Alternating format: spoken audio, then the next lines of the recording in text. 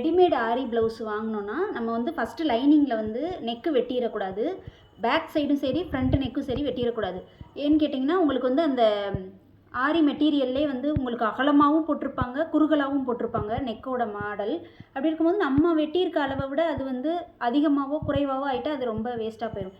அதனால் இந்த மாதிரி தான் போடணும். வெட்டிட்டு இந்த மாதிரி மெத்தடில் போடணும். எப்பயுமே நம்ம லைனிங் துணியாக இருக்கட்டும் அல்லது நீங்கள் சார்ட்டில் வரைஞ்சாலுமே கரெக்டாக வந்து ஒட்டி கரெக்டாக வரையாமல் கொஞ்சம் விட்டு தான் நீங்கள் வந்து ஏதாவது ஒரு துணி வந்து அதிக அளவில் இருக்கும். ஒன்று லைனிங் அல்லது உடம்பு துணியாக இருக்கணும். இப்போ பார்த்தீங்கன்னா இதில் டிசைன் பார்த்தீங்கன்னா நெக்கு ஒரு சைடில் கொடுத்துருப்பாங்க. அப்படி இருக்கும்போது இந்த சைடு பார்த்தீங்கன்னா அப்படியே பாதி அளவில் வந்து உங்களுக்கு கட் ஆகும். அதாவது ஒரு ஸ்டிச் போடுற அளவில் வந்து இந்த அளவு கட் ஆகும். அதனால் அதெல்லாம் கரெக்டாக இது பண்ணி மார்க் பண்ணிடணும். முதல்ல மார்க் பண்ணி பின் பண்ணிவிட்டு அதுக்கப்புறம் தான் நம்ம கட் பண்ண ஆரம்பிக்கணும். ஸ்லீவும் பார்த்தீங்கன்னா இந்த கரெக்டாக அந்த கைக்கிட்ட ஒட்டு வர மாதிரி, அது வந்து பேக் சைடில் ஒட்டு போகிற மாதிரி வச்சுக்கணும், ஃப்ரண்ட்டில் வர மாதிரி வச்சுக்கிறக்கூடாது. அதுக்கும் பார்த்தீங்கன்னா நம்ம கொஞ்சம் தள்ளி தான் இருக்கணும். இதெல்லாம் பார்த்தீங்கன்னா ஒரு நல்ல ஒரு கனமான ஏதாவது வச்சு இப்படி உடச்சி விட்டுறணும். ஏன்னா நம்ம தைக்கும் போது ஊசி அதில் பட்டு மிஷின் ஃபால்ட் ஆகக்கூடாது. அந்த மாதிரி பாட்டிக்கணும். எப்பயுமே நம்ம வந்து தைக்கிறதுக்கு வெட்டுறோன்னா இந்த குண்டு பின் வாங்கி வச்சுக்கணும். இது பார்த்தீங்கன்னா ரொம்ப மட்டமானது போல் நம்ம இது பண்ணும் போதே வந்து நெளியுது. அதனால் கொஞ்சம் நல்லா அதை பார்த்து வாங்கிக்கிற மாதிரி வச்சுக்கணும். ஸ்கேலப்பில் வந்து சின்ன அளவில் வேணும். ஸ்கேலப்னா நீங்கள் காயின் வச்சுக்கலாம், இல்லை மாதிரி ஏதாவது, இல்லை மருந்து டப்பாவோட மூடி வச்சுக்கலாம்.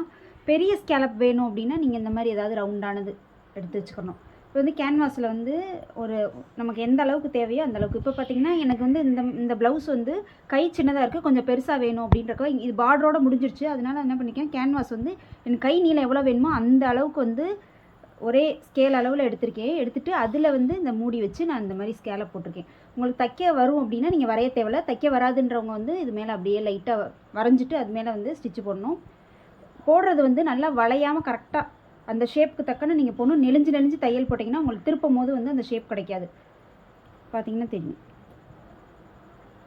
ஆரி ப்ளவுஸு ஒட்டு போட்டு தைச்சோம் இல்லையா, அந்த இதில் வந்து அப்படி ஸ்லீவுக்கு ஒட்டு வர்றது வந்து பேக் சைடில் ஒட்டு வர மாதிரி வரணும். பெரிய கையாக இருந்தால் ஒட்டு தெரியும். அதுக்காக தான் நம்ம பேக் சைடில் போகிற மாதிரி இது பண்ணுறோம். ஏன்னா சாரீ போட்டும் ஒரு சைடு, அதனால் அது தெரியாது. அதே போல் ஃப்ரண்ட்டில் நெக்கு வர சைடு எப்படி பார்த்தாலும் அந்த இடத்துல ஒட்டு வரும். அப்படி இருக்கும்போது அந்த ஒட்டு வந்து ரைட் சைடில் வர மாதிரி நீங்கள் வச்சு போடணும்.